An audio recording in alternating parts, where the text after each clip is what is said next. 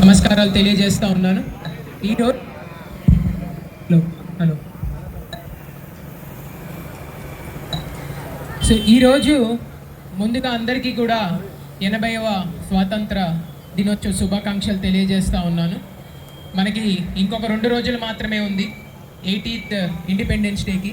So మన జిల్లా form అయిన తర్వాత, పోలవరం జిల్లా ఫామ్ అయిన తర్వాత మొట్టమొదటిసారి మనము ఈ స్వాతంత్ర దినోత్సవ చేసుకోబోతూ ఉన్నాము. సో గ్రాండ్గా మన జిల్లాలో ఏర్పాటు చేయడం జరుగుతుంది. దీంట్లో ప్రతి ఒక్కరు కూడా పార్టిసిపేట్ చేయాలని చెప్పి కోరుతూ ఉన్నాను. దాంట్లో భాగంగానే ఒక ప్రీకర్సర్ ఈవెంట్ కింద మనము ఈరోజు మన పిల్లలందరితో కూడా ఇంత పెద్ద ర్యాలీ, తిరంగ ర్యాలీ మనం టేకప్ చేయడం జరిగింది. దీని యొక్క ముఖ్య ఉద్దేశం ఏంటంటే మనందరం కూడా 2047 కల్లా ఒక అభివృద్ధి చెందినటువంటి భారతదేశాన్ని చూడాలని అనుకుంటా ఉన్నాం.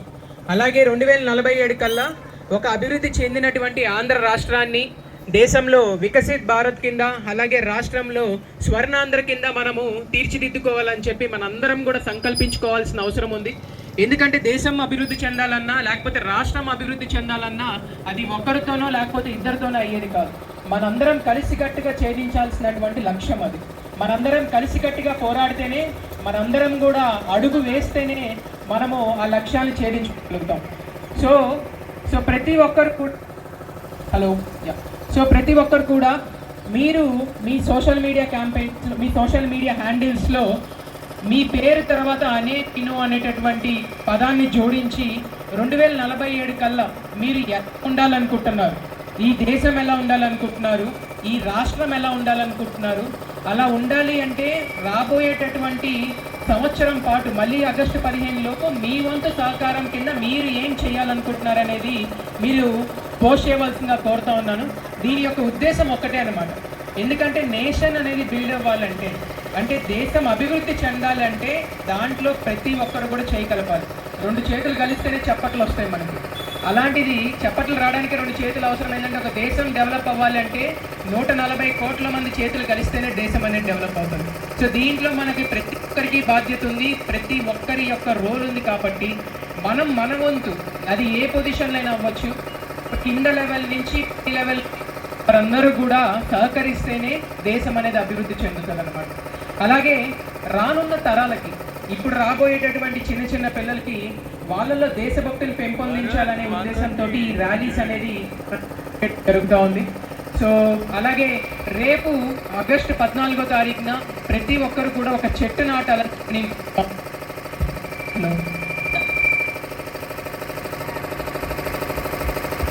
ఆగస్టు 14వ తారీఖున అంటే రేపు ప్రతి ఒక్కరు కూడా ఒక చెట్టు నాటాలని చెప్పి నేను కోరుతా ఉన్నాను. ఆ చెట్టుని నాటడమే కాకుండా దాన్ని పరిరక్షించాలని చెప్పి, దాని యొక్క ఉద్దేశం ఏంటంటే చెట్టు పెరుగుతూ ఉంటుంది ప్రతిరోజు కూడా.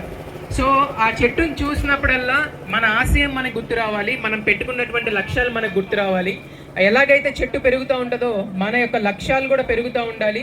అలాగే మన దేశం కూడా అభివృద్ధి చెందుతూ ఉండాలని చెప్పి, రాష్ట్రం కూడా అభివృద్ధి చెందుతూ ఉండాలని చెప్పి ప్రతి ఒక్కరం కూడా ఆకాంక్షించాలని చెప్పి నేను కోరుకుంటూ, ఈ కార్యక్రమంలో పార్టిసిపేట్ చేసిన ప్రతి ఒక్కరికి నేను ధన్యవాదాలు తెలుపుతున్నాను. ఎస్పెషల్లీ మన స్కూల్స్ నుంచి, కాలేజెస్ నుంచి, అలాగే రెసిడెన్షియల్ వెల్ఫేర్ హాస్టల్స్ నుంచి వచ్చినటువంటి చిన్నారులందరికీ కూడా నేను ధన్యవాదాలు తెలుపుతా ఉన్నాను. అలాగే అధికారులందరికీ, ప్రజలందరికీ కూడా నేను పేరు పేరున ధన్యవాదాలు తెలుపుతా ఒక ప్రతిజ్ఞతోటి మనం ఈ కార్యక్రమాన్ని ముగిద్దాం.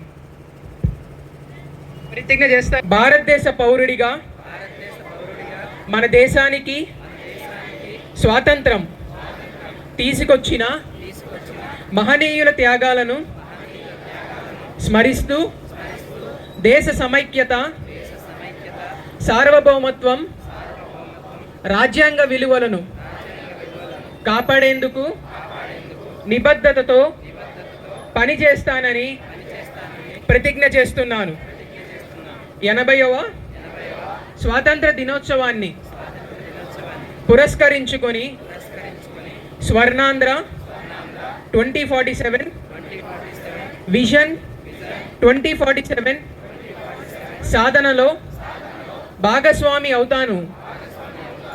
స్వచ్ఛమైన గ్రామం, ఆరోగ్యకరమైన సమాజం, విద్యావంతమైన కుటుంబం, అవినీతి రహిత పరిపాలన